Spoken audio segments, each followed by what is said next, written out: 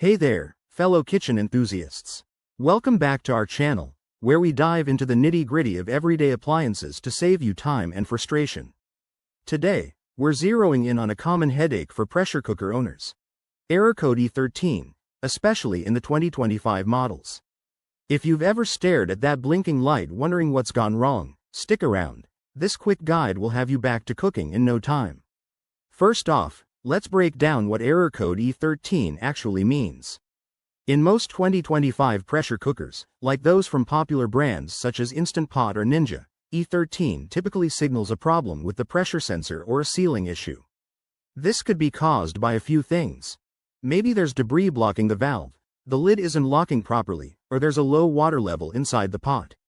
It's the cooker's way of saying, hey, something's not safe here.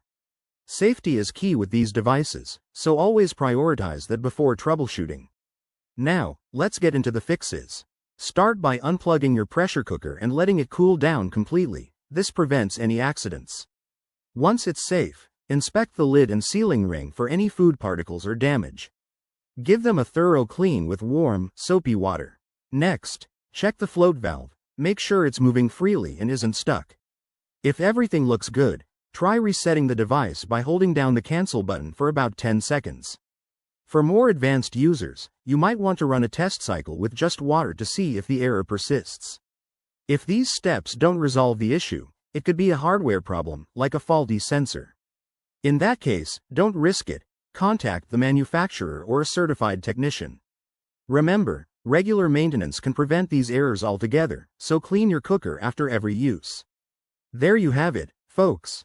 You've now got the tools to tackle error code E13 like a pro. If this video helped, give it a thumbs up and subscribe for more handy tips. Happy cooking, and we'll see you in the next one.